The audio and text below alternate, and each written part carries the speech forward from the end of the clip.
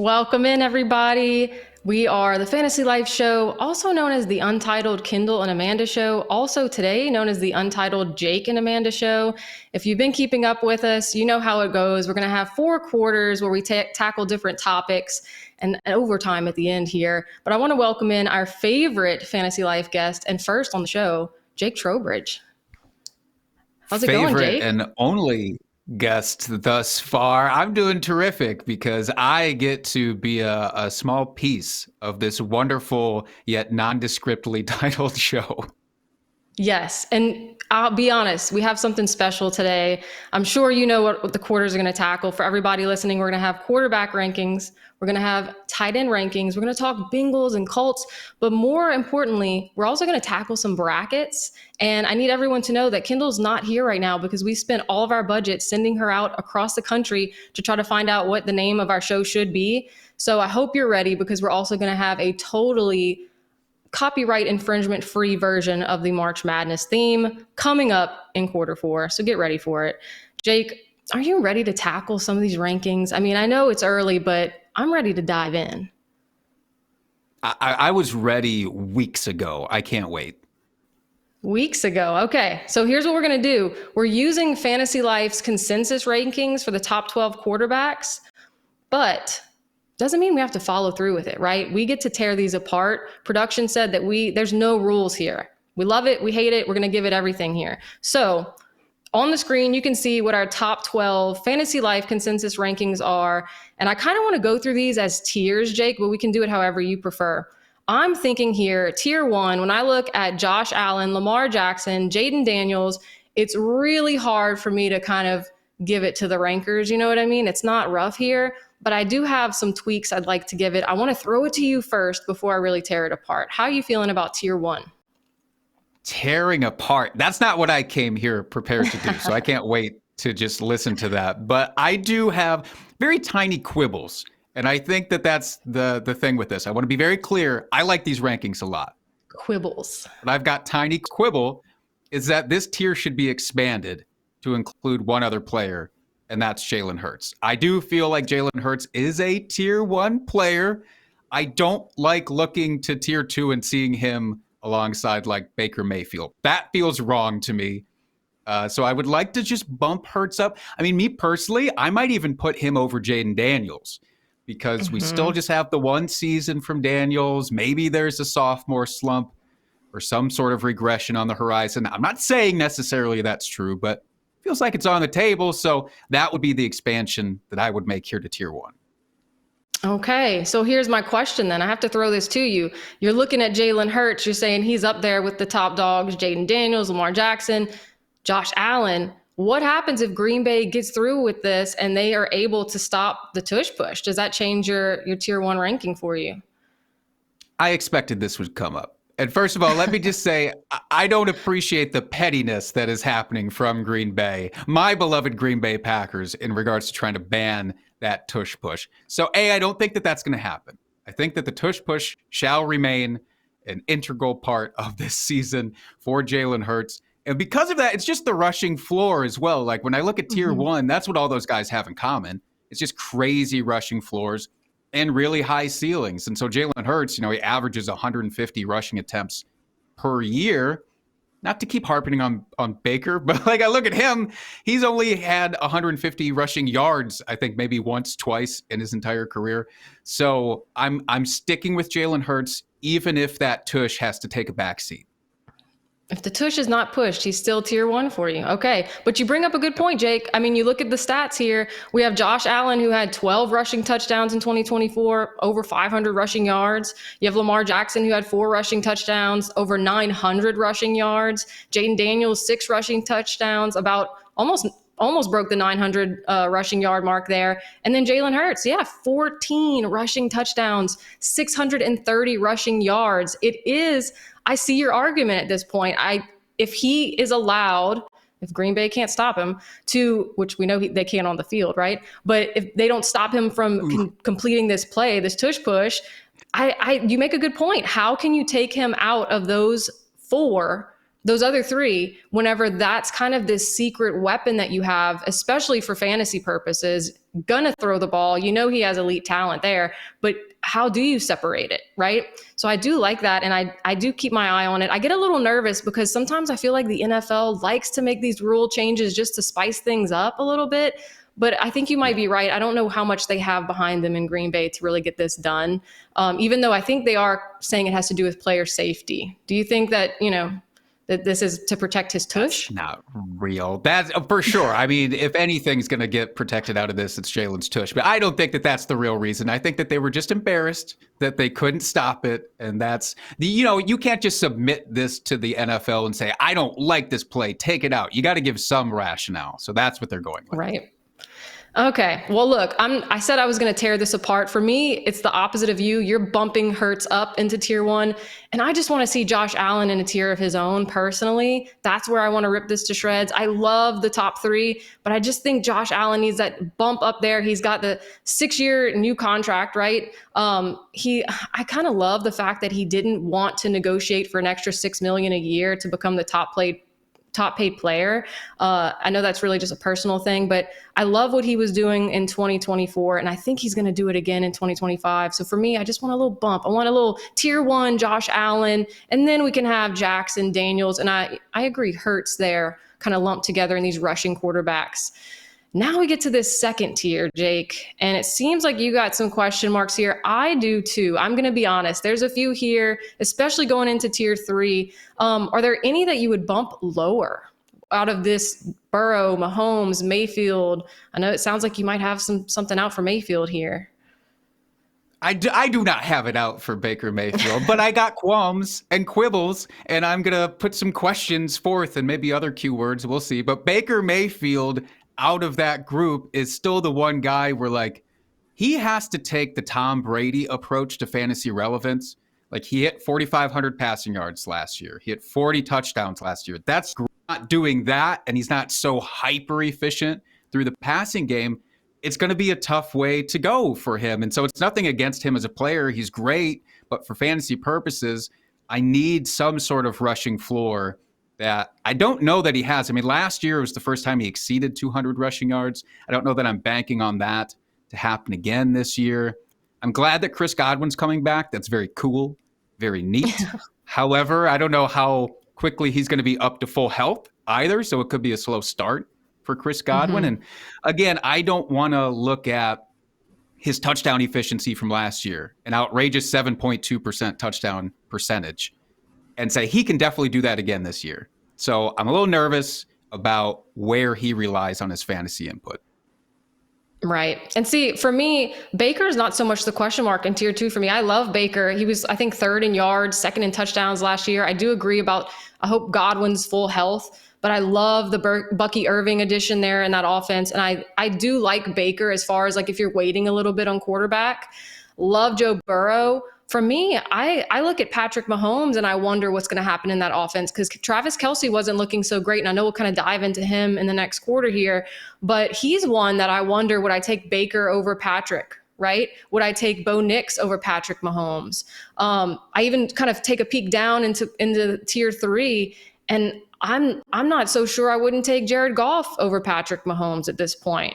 What about you, Goff or Mahomes? How would you feel if you were on the clock right now?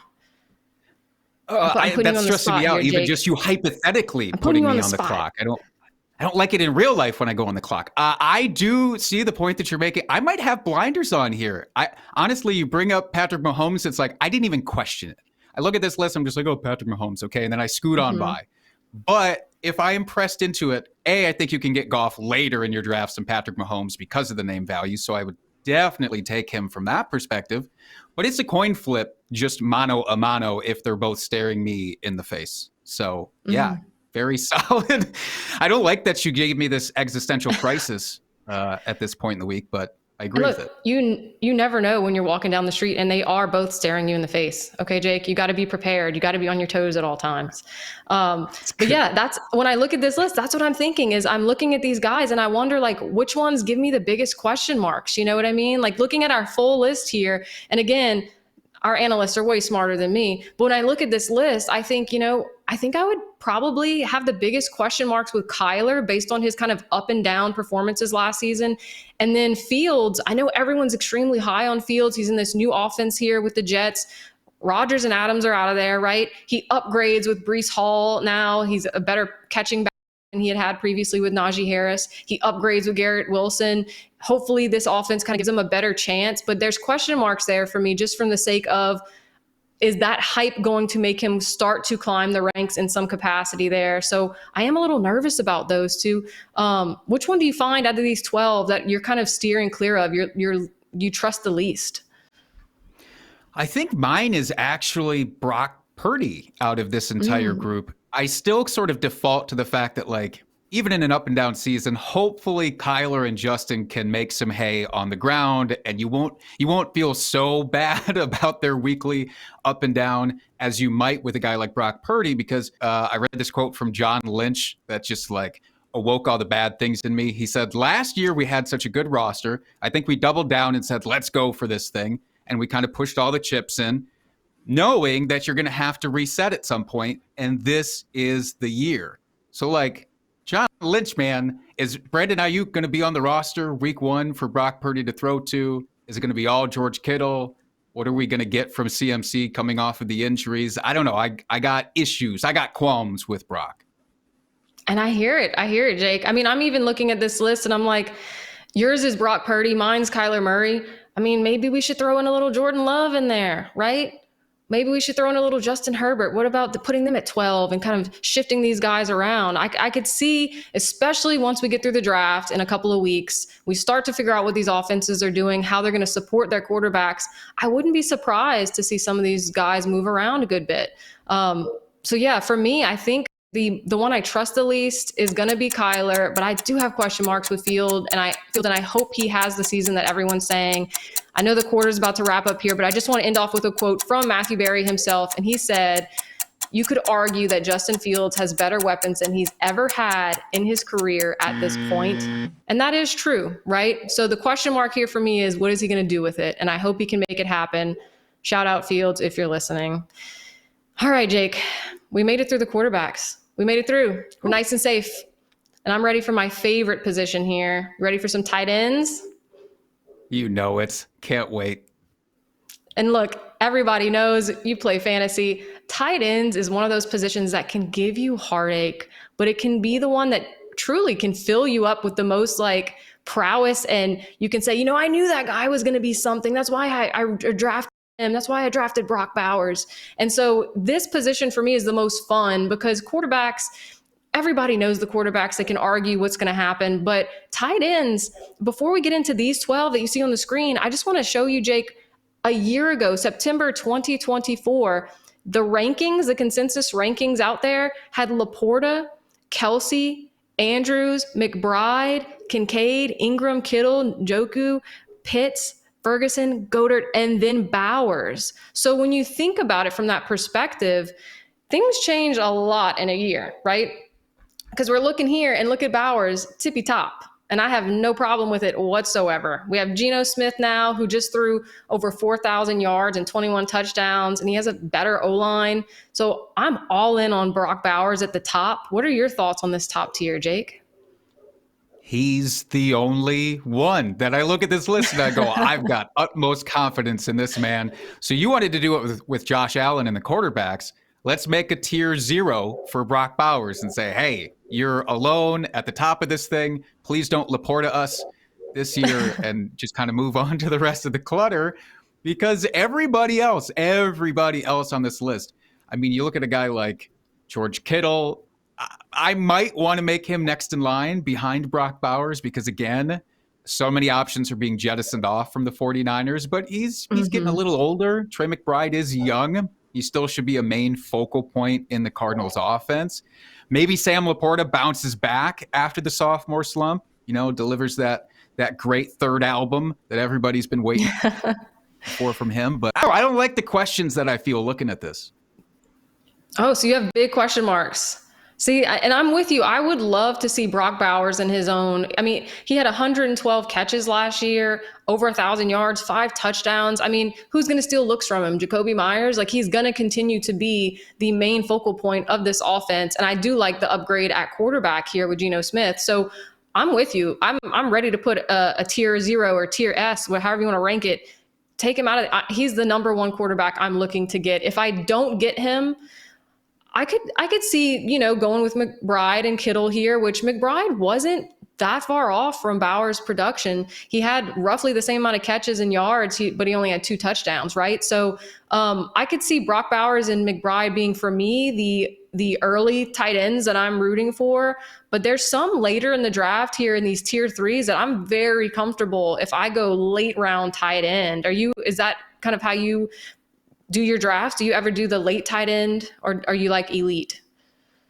Oh, I am extremes on both ends. Same with quarterback, any onesie position in fantasy. So in this case, if I don't get Brock Bowers, yeah, okay, I will probably draft McBride or Kittle like a round and a half later. But then if I don't get those guys, I'm punting until practically the last round with some of these fellas.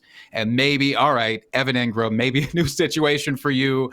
I'll throw you on my roster for now. If you disappoint me in the first couple of weeks, you're out of here. I'm just going to stream the position anyways. So that's how I like to attack it. I'm the same way. I mean, like when I look at this list, my biggest question marks are actually, I'm a little nervous about David Njoku. I mean, who's going to be quarterback? Right? That's something that I wonder. And I do worry a little bit about him. Kelsey, I have question marks with. He's aging. And we saw a lot of his stats last season. Not only were they down, they were some of the worst in his career. And so I have question marks there of, is that the cliff? Are we seeing the end here for Kelsey being in that elite range? And it's showing up in ADP at this point, right? It's showing up in the rankings. He's right above Jonnu Smith. I mean, who would have thought a year ago that that's what we'd be talking about? So that's where my question marks lie. But Jake, I have to tell you, for those who've watched the show with Kendall and I've been a very big rookie tight end proponent. I love to talk about rookie tight ends. And the reason being that in 2023, I was all in on Sam Laporta, and it very heavily paid off. And last year I was all in on Brock Bowers, which very heavily paid off. So now I'm in this weird, like, Pavlovian, I'm salivating at Tyler Warren. Like, do I just go all in again late round? He's ranked 11th here, right, in our consensus. Do I just go all in with the rookie tight end again, Jake? Like, can you talk me off of this cliff? There's 2 ways for this that you could approach it. You could look at it and say, well, I've got this hot streak going with these rookie tight ends. I might as well keep leaning into it. You can be the rookie tight end whisperer. I do feel like you probably need 3 in a row to sort of get that moniker. So if that's something you want to push for, then I'm behind you with that, with Tyler Warren. Or you can say, I don't want to risk my perfect streak. I can always still talk about how I was gangbusters for Sam Laporta and Brock Bowers, and then just walk away from the table. If I was you, I'd go for the 3-peat. Do what the Chiefs couldn't do. Take that 3-peat home. Do what the Chiefs couldn't do. If I can do it, I mean, that would be a pretty big bragging rights. If I can do it in my home league, it would be a 3-peat, because that would be the league that I had gone and done it. So hopefully they're not listening right now and they don't, block me and take, but I think I might have to do it just for the bit of, like, rookie tight ends seem to have this weird resurgence over the last few years where, they have this high score on Dwayne McFarland's profiles, right? Everybody's touting them, and it kind of doesn't seem to matter where they land. So I think I will go Tyler Warren, but I want to talk tier 3 a little bit longer before we have to move on. When I look at tier 3, you know who I want to bump up? And you're going to love this as a Green Bay fan. I want to put Tucker Kraft higher. Like, let's talk Tucker Kraft. And look, I want your fandom to seep through. He had 50 catches last year, 707 yards, 7 touchdowns. But I liked what was happening with Jordan Love before the injury. So as a fan, as you being a huge Green Bay fan, can you tell me that that's okay? Is my love safe, for Tucker Kraft? It's more than okay. First of all, I will give myself the tiniest back pat, the littlest baby back pat, because when Luke Musgrave and when Tucker Kraft came into the league together, I thought, maybe there's a chance Tucker is the main pass catcher in this. And maybe it's a little bit of the Mark Andrews and whoever got drafted with Mark Andrews that year. See, we don't even know who that was. And maybe this is a similar situation. But I think Tucker Kraft in this weird melange of sort of, okay wide receivers could continue to be a heavy focal point in this offense, especially if they do use a lot of 12 personnel, which I think that they will.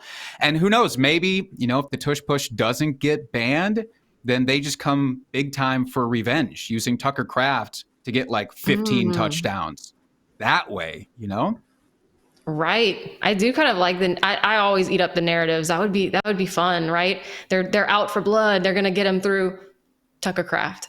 I'm down for it. And look, this is going to sound crazy, Jake, and I will show the receipts when I do it in my drafts, but for some reason, I can't break away from Tucker Kraft. Like, I think I might even take him over Kelsey at this point, which sounds absolutely absurd. I know it does, but I don't hate it, and I'm not afraid to do it. So you know what? When I do, I'm gonna scream from the rooftops, and then if it fails, so be it. But I'm all in, I think, on Tyler Warren and Tucker Kraft. That's my two, aside from, like you and I had just said, maybe Brock Bowers and McBride. My line for elite, as much as I love Kittle, I think I stop it at McBride, but you're taking all three from that tier one.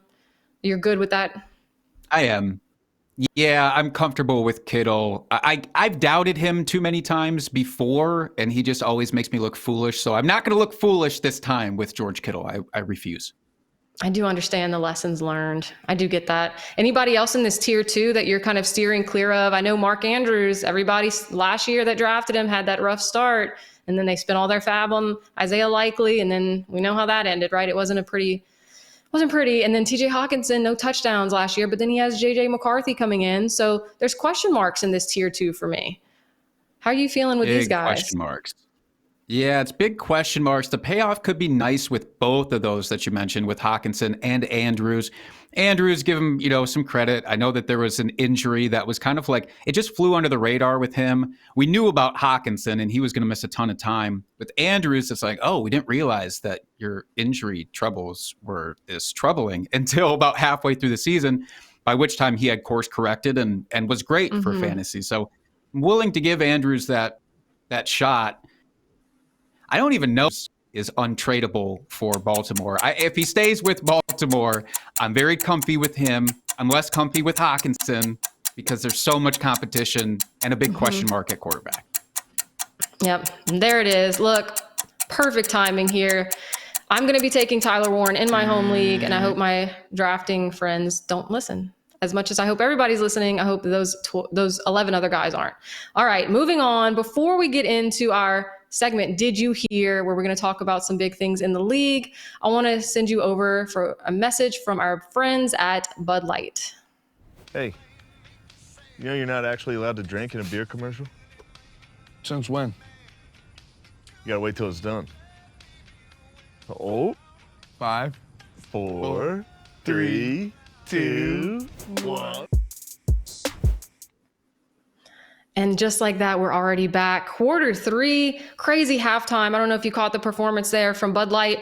All right, let's talk about Did You Hear? Coming in, big news for those that are Bengals fans and also those that are hoping for players to get paid. Jamar Chase and T. Higgins got paid, Jake. $69 million total between the two per year. Pretty nice. I feel like that's something they probably negotiated. It's a pretty fun thing. But we have this extension here where Higgins now is locked in for 4 years, $115 million. Chase is locked in for 4 years, $161 million. What's off the cuff here, Jake? How are you feeling with these two guys? I mean, kudos to both of them. For any doubters that were out there that thought it could only be one or the other, they showed you. And Joe Burrow has to be incredibly excited for this. I don't know how the rest of the team necessarily feels. And I don't know how Bengals fans will feel with all this money tied up in those two receivers down the road. I hope that it works out. I really do. But for fantasy purposes, this trio is so locked in that there's a part of me that feels like you might be able to double stack the receivers with Joe Burrow in your draft. Maybe you take Chase, take Higgins a couple rounds later, and then you get Burrow and just throw them all out there every week. Yeah, I mean, That's a good point because I'm looking back. We didn't talk a ton about Joe Burrow earlier in our quarterback rankings, but he was first in yards in 2024. He was first in touchdowns. I think sometimes his name maybe just doesn't get a ton of juice when we talk about quarterbacks because the Bengals went 9-8, right? There's that lackluster of like they weren't really in the playoffs hunt. They weren't exciting in the same way that the Bills were and the Chiefs were. And so we kind of let it go there, but he really performed extraordinarily well. But he doesn't have that rushing upside, right? But when we talk about the payment here, I mean, I, for one, feel really good about it in the sense that I was with, I think it was Saquon Barkley that had said he just felt so disrespected for T. Higgins not getting paid when he got that second franchise tag. And so part of me is just like rooting. I always root for the players to get paid, especially when they're doing well. But I find it fascinating, this little like buddy duo here where they kind of came out with the simultaneous announcement and they came out with the, simultaneous, here's how much we're making combined per year. And it's not that far off. Higgins, Jake, listen to this. Higgins is now the 8th highest paid receiver in the NFL. Can you believe that? Ooh. He's behind Jamar Chase, Justin Jefferson, CeeDee Lamb, A.J. Brown, Amon-Ra, Tyreek Hill, and Brandon Ayuk. That's alarming in some ways, but also shout out and highly respected. I cannot believe he went from thinking he was going to be franchise tagged to making $28.75 million a year. That's pretty crazy. It's big. This reminds me of like back in the day when sitcoms, those were real popular, and they were paying a lot of money to people per episode, and the cast of Friends all negotiated their contracts at the same time to all get paid the same. Yes. And kind of circumvent the process. It feels a little bit like they took their cues from, Ross Geller and company. You're so right. That's like the perfect metaphor or comparison there. And what I find funny too is we often think, I guess, because that's how we're locking them into our fantasy lineups of our wide receiver 1, wide receiver 2, but it really is more of a 1A, 1B here. Would you agree? Like it's not really that they're in different tiers, especially when we see how they're getting paid so closely together. I would still take Jamar Chase in his own tier, but I think T. Higgins has proven that, like, especially based on value, he's almost a must-draft receiver. So I do have them split, but it's not a huge gulf. Yep. And I do have to wonder, too, now that Puka Nacua and Kupp are separated, could this Bengals offense be the best wide receiver duo in the league, right? We had Puka and Kupp together. Now it's Puka and Adams, which could be just as fantasy friendly. But you have to wonder now. All right. Talking about teams and changes and payments and all of this, let's move on to our next one, Jake. Have you heard that Aaron Rodgers is still unsigned? And I just have to say, our producer Matt, did not want us to even talk about Rodgers because he didn't want him to sign after we record. So Jake, I want to talk even harder about Aaron Rodgers here because I don't think he's going to sign. I really don't. Put the cue up if he does and you can mock me, but I really don't think he does. I think he is in no rush to sign. I think he loves all of this attention and I think he's eating it up. And I think the teams are getting sick of it. What are your thoughts? I mean, I'll be sick of it. I've been sick of it. So I hope that the teams are following suit and that, when he comes crawling to the table to try to sign with the team, I hope they go, you know what, we're good, actually. We're fine. We're going to look another direction because I do think this man who spent so much time, chilling out in dark caverns and walking the beaches like Bodie from Point Break. I think that you need to treat him a little bit like a petulant toddler right now. I don't know that he drastically improves any team that he could go to reasonably. I mean, the Giants, Steelers, Vikings, does he make them immediate playoff contenders or in the Super Bowl hunt? I don't know. I do feel like the best ball is behind Rodgers at this point. So I say look elsewhere, teams. That's what I would do. Yeah, Jake's warning you guys. NFL owners, listen up. He's warning you. And look, I have to say, I'm very confused by it all because it feels like it's a mind game on Rodgers' part. He's done this year after year, whether it was he's going to go be a TV show host, he's going to go into the dark, he needs to think about everything. And this is the first year where I feel like he was broken up with in a way, because the Jets being out on Rodgers, they had to take a $49 million cap hit over the next 2 years to cut him, which is a pretty big sign that they weren't ready to keep any of that drama with them. And it even came out after the cut that Rodgers wanted to stay and had conversations to try to stay. And so it felt very much like a toxic breakup where the Jets were like, look, we're just done. We're cutting ties. And we rather Justin Fields at this point. Then we hear these rumors of it being the Rams, but then the Rams get Stafford back. So who knows how much that was like chicken and mind games too. But I think that might have been a gut punch for Rodgers, because then Devonta Adams goes to the Rams. And then the Raiders were part of it, but they're out of it now, right? They have Geno Smith. He's with Pete Carroll. So yeah, Jake, I don't know what to think about it. As far as the Giants, it would be an upgrade from Malik Neighbors, right? He didn't have good quarterback play at all last year, even though he still managed to be fantasy relevant. But is it bad for Giants fans? I think it is. I think that it's bad for the teams that they had Steelers and Giants with these offers out for Rodgers, and he's just kind of sitting back and still thinking about it. He's waiting to see who else is going to give him the call, and that's got to wear thin on these owners that are trying to plan out for the draft that's going to be in just a couple of weeks. So where would you, I guess my question to you, Jake, is Giants, Steelers, it sounds like the Vikings may even be out at this point. Do you think he just should go retire? Should he wait to see if other teams have an injury and he can swoop in and save the day later? What's his best solution here? That's such a great question. I think the thing with him is, even if he signs with one of these teams, I don't even know that he finishes the season with one of these teams. He could retire halfway through the year because he's so fed up with it. So I say, Aaron Rodgers, if you're listening, don't sign with any of these teams just yet. Take some time off, maybe follow Hoobastank around on tour and just kind of live your life however you want to live it for now. And then if there is a drastic injury to one of these contenders and they come calling, then you can step in, you can play the hero. I know that's something that you would love to do, and maybe take that approach. Or I ask you this, Amanda, you mentioned 3 teams. What about a fourth? Okay, hear me out on this. I know they just restructured Derek Carr. But what if they trade Carr to one of these teams that we were and then sign Aaron Rodgers? How about that? See, the Saints fans are already very tumultuously upset with Carr. So I don't think it would make the fans happier to have Aaron Rodgers also in tow or to swap them out in some capacity. It just ain't happening, Jake. It's not happening. Don't even put that out into the air. You know what I mean? I don't want Aaron Rodgers to catch wind of it and then he's like, oh, that sounds pretty good. They have good food down there. But I do have to say, before we move on really quickly, Matthew Berry put out a poll to Vikings fans, and he asked them straight up. He said, do you want Aaron Rodgers as your quarterback this year? Roll the dice. Or do you want JJ, who may or may not be fully healthy, JJ McCarthy, with a veteran backup? And what do you think the fans pick, Jake? What do you think those Vikings fans? If it's really just for Vikings fans that we're taking the polls and not everybody jumping in to see what would be more hilarious, then I think it has to be JJ McCarthy. Mm-hmm.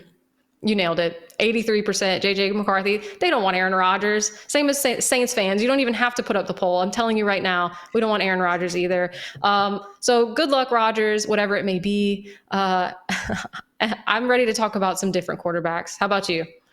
Because Jake, did you hear? Yes, please. Let's do it. Did you hear that the Colts have a quarterback competition brewing? I love a good quarterback competition. Is it what do you really, think about? is it really a quarterback competition? I know that obviously they brought in Daniel Jones. So by the letter of the law, technically it is a quarterback competition when you put those words together. But I don't know that it could have worked out much better for Anthony Richardson than somebody like Daniel Jones coming into the mix for this quote unquote competition. Like, even if Andy Dalton was brought in as the competing QB, I think I'd be more worried for Richardson in that situation. Am I being too harsh here?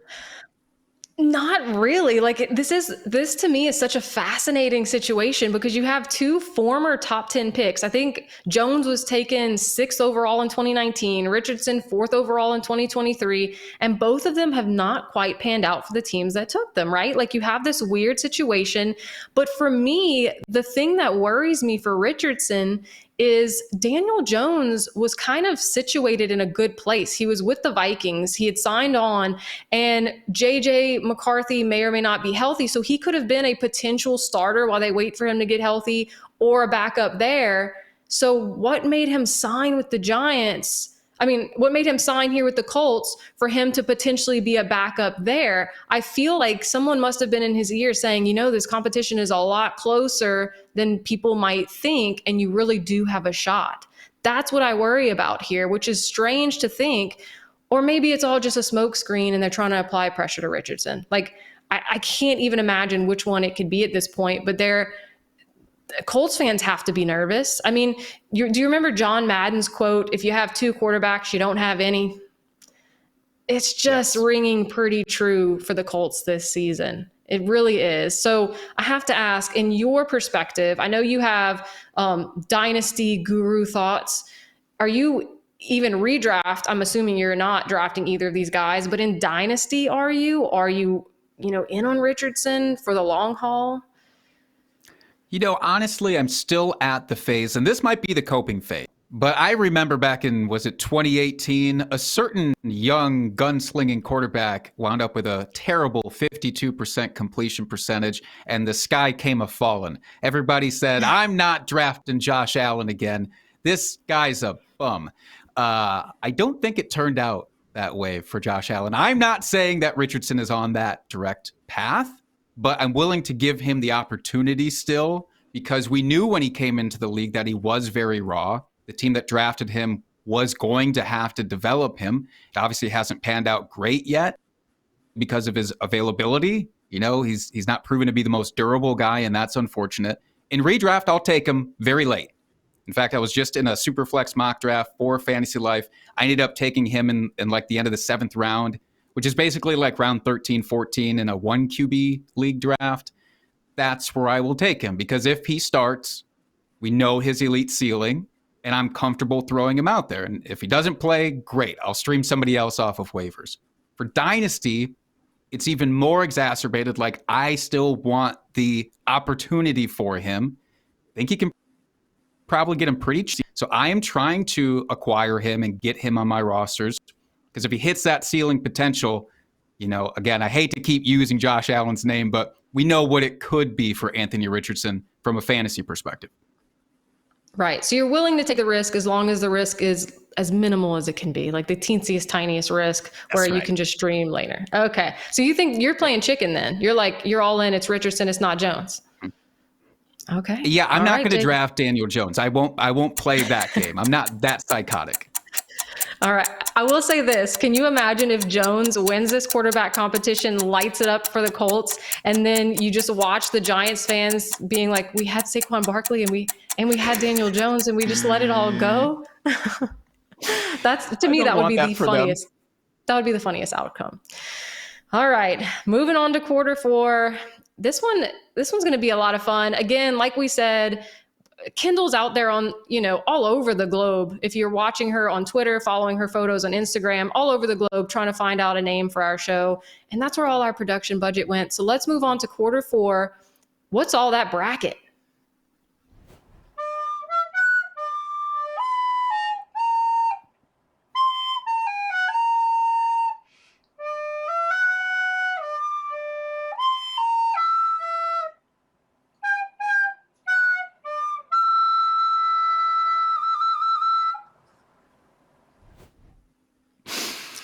You know what I didn't hear just then?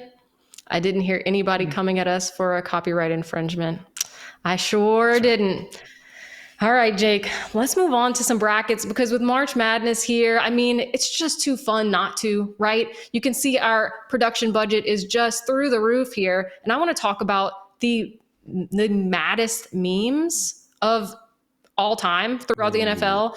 And before we go through it here, we all know that Rodgers had his, chin strap on his face, DK Metcalf with his huge muscle photo where he was there with AJ Brown. We have Andy Reid's fantastic mustache frozen against Miami.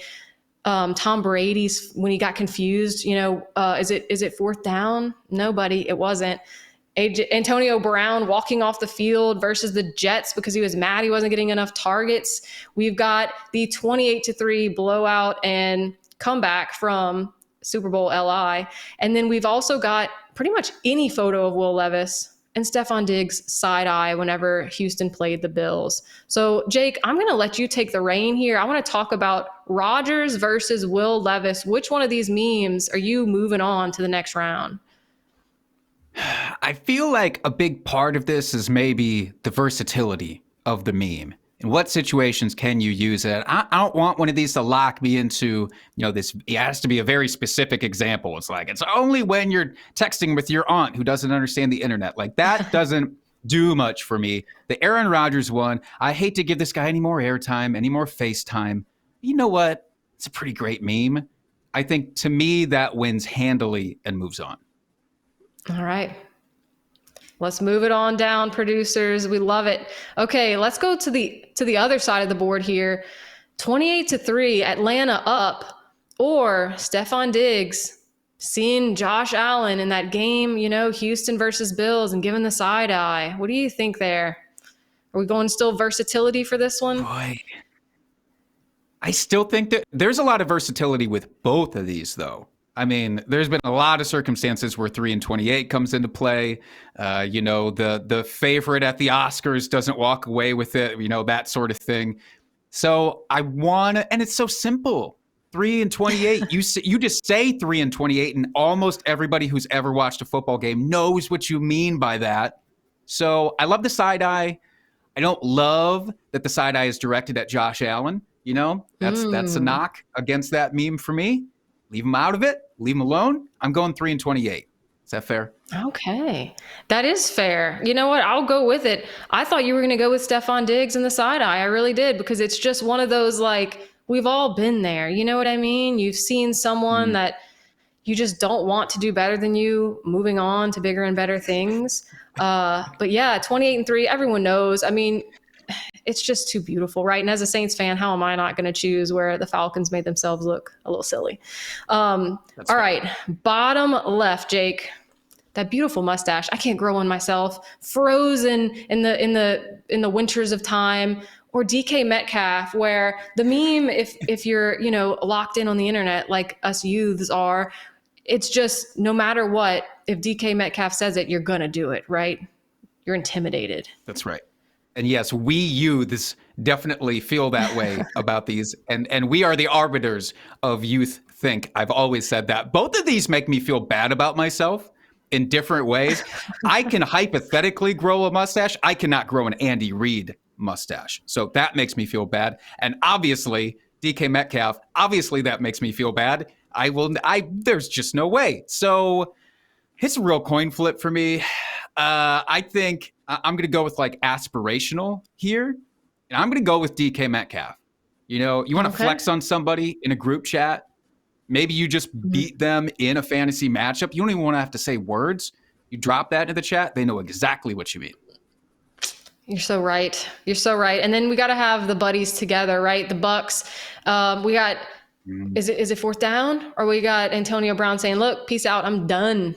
Who is the winner?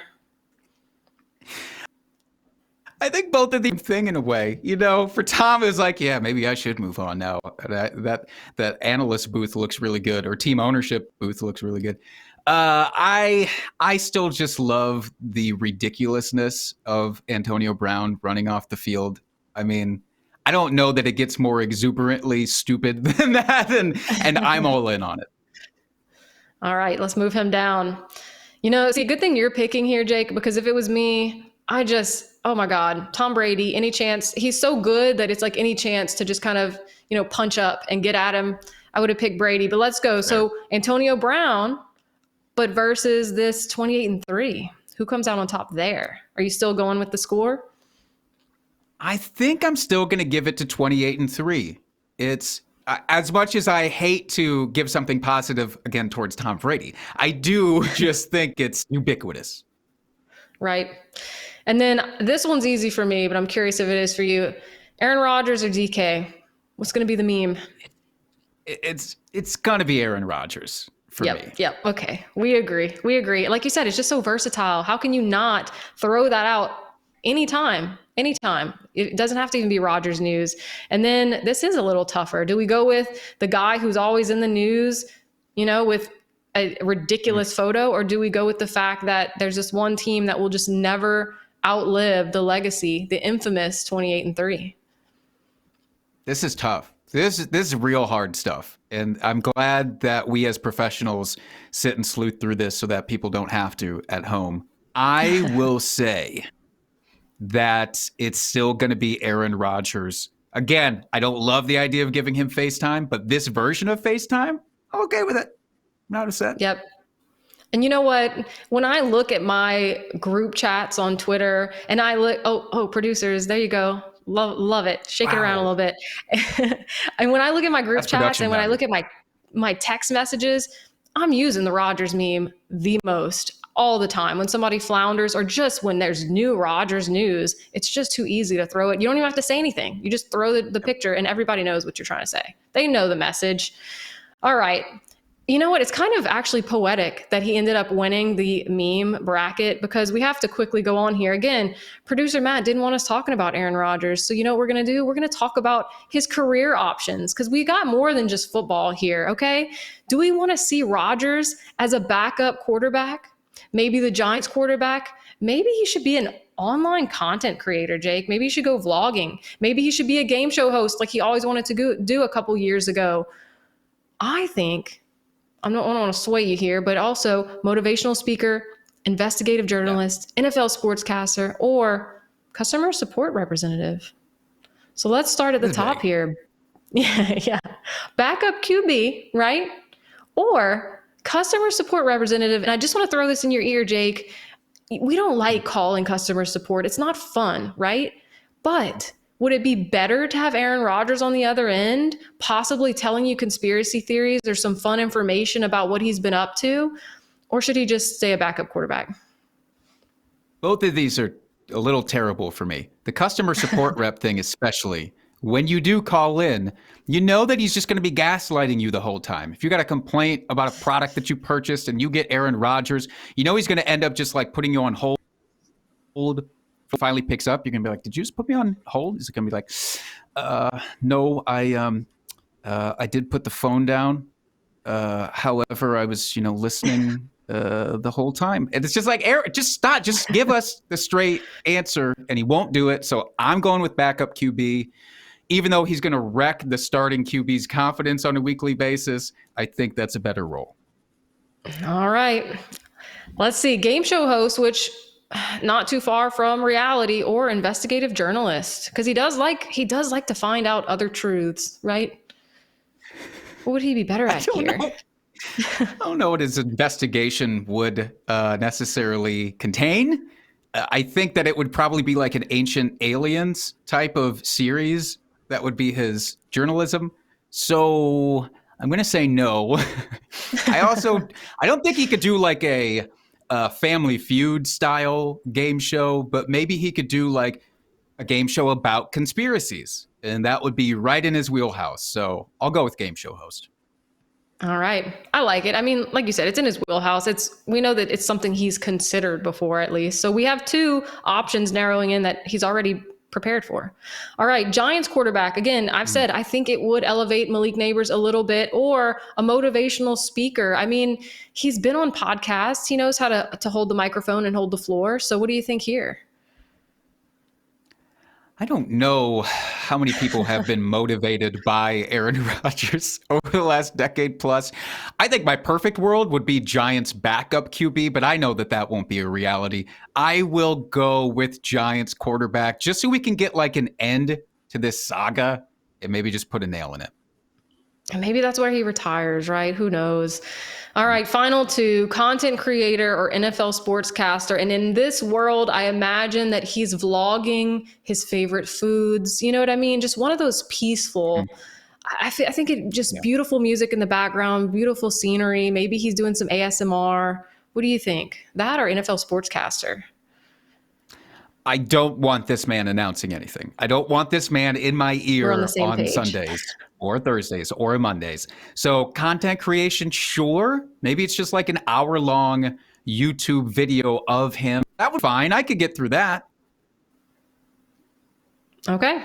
I have to agree. I don't think we need him to tell us how he would have done it better, right? That's what it would be if he was a sportscaster.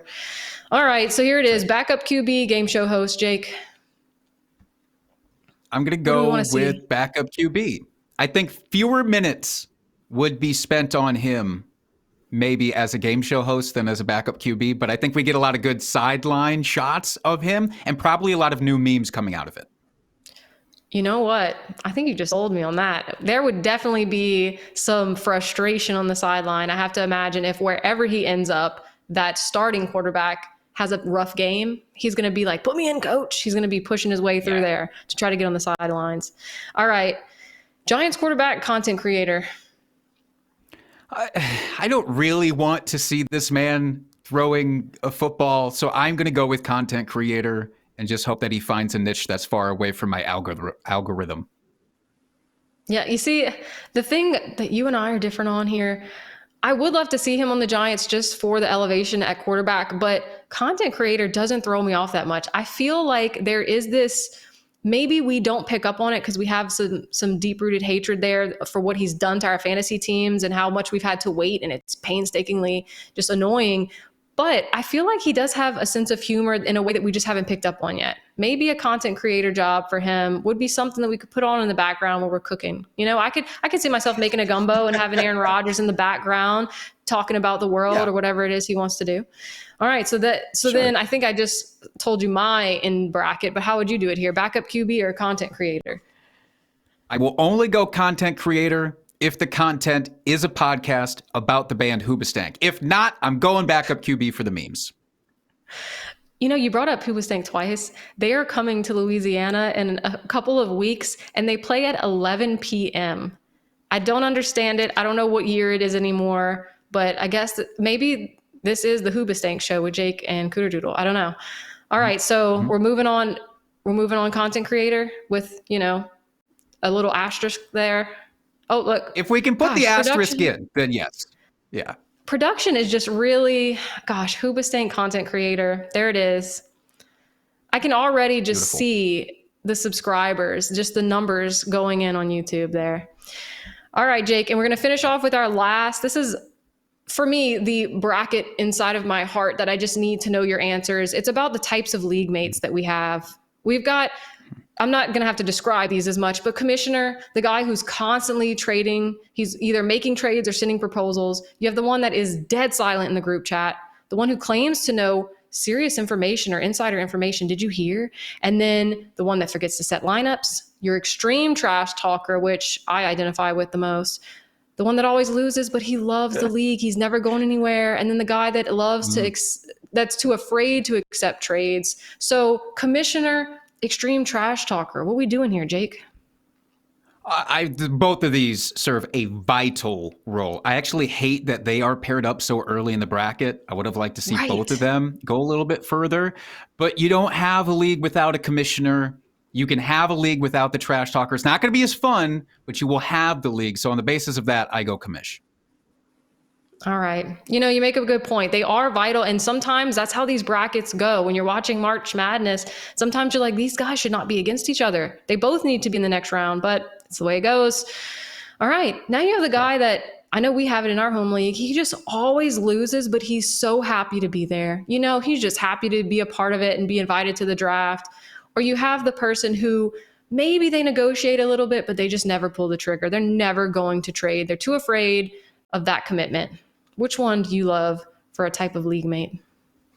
The person who's afraid to accept trades is so frustrating. Almost worse than somebody just not doing anything at all. It's like, especially if there's banter back and forth and then they're like, nah, I just can't do it. It's like, I wasted so much time on you. This lovable loser, though, God bless you. Continue, please. Every league does need somebody with that level of dedication / ignorance. So I would like to move them forward. And they deserve to move forward because there's going to be, at the end of the day, 11 losers in your league, and you want them to love what they're doing and come back, right? All right, what about the guy on the flip side that wants the trades. They need the trades. It's the only thing keeping them going. And they're constantly telling you to check your DMs because there's a proposal, or the person who is absolutely silent in the group chat. I'm assuming they're setting their lineups, but they're not talking to anybody. Both of these have their pros and cons. That's very true. I identify with the constant trade proposal person. Do I have a habit of sending too many trade offers? Maybe. That's for you to decide, but it's just for me to send out. I always prefer active over inactive, though. So give me the active person who's at least trying. Hopefully the trades are okay and they're not all garbage, but at least they're trying. You know, I like it. It's because it's like their love language, I have to imagine, right? They just really care about the league and they want everyone to be involved. So, hey, go check your DMs. Don't leave that person hanging. All right. Yeah. Claims to know serious info. I don't know if you have this guy in your league, Jake, but we do. Every offseason, he thinks he knows where somebody's going to go. He probably knows exactly what's going to happen with Aaron Rodgers. Or the person that forgets to set their lineups. Oh, man, they were on a road trip. Oh, shoot, they were fishing. They forgot to set their lineups. Who's going to move forward? Both are frustrating in maybe equal measure. I will take the person who claims to be an insider. The person who forgets to set their lineups, that's a little bit unforgivable to me. Once, okay, but if it's multiple times, Yep. You hear that? We all know. We all know that you could have set your lineup. We all know that you're checking your phone. There's no excuse anymore. It's not pen to paper, right? So let's go on with that one, with this right side of the bracket here. Constant trade proposal guy, or the one that claims to know everything. Again, maybe it's because of how deeply I identify with this top one, but I like trade proposals. I like sending them. I like receiving them. It's gifts. It's constant gifts. Let's go with that. Even if sometimes you open that gift up and it's just empty, you know, there's nothing in there, but hey, maybe. Yeah. Sure. But at least you had like the notification and you got a little dopamine, right? All right. What about commissioner? That's the important thing. Yeah, right. You have to respond, guys. You have to respond. All right. And then commissioner, or that loving loser, the one that's just never going to win. They're never going to draft right. And that's okay. They just love being here. This is really, really tough. I will give it to the commish. Yeah, they do a lot behind the scenes. If you've never commissioned a league, guys, tell your commissioner thank you. You don't realize the things that are happening. They're getting DMs from your league mates that thought you were cheating or that thought someone else. It's all the time something. So yeah, commissioner holding it together. But now against your identity here, the constant trade proposal person or the commissioner, which one takes it home? I don't like being put in this position. I feel egotistical if I say that's the constant trade proposal person, but I also feel irrational if I don't say commissioner. I'm going to give it to the commissioner. I think we need to celebrate this person a lot. All right. Shout out to the commissioners. Really, if you've never commissioned a league, you just don't know the pain that it is. And look, it's so exciting. It's shaking around on your screens. All right. I have to say, I did this bracket on my own, Jake, and the sides were a little different. The matchups were different. And I went with the loving loser all the way in the end. You can check out the article at fantasylife.com, our March Madness bracket strategies off the beaten path. Jake, thank you for being here. This was so much fun. Thank you for being our first and favorite guest on the Untitled show. Great to have you. Everybody, be sure to check out all of our articles and videos at fantasylife.com. Subscribe on Twitter and all of the other social media outlets, and we'll see you next time.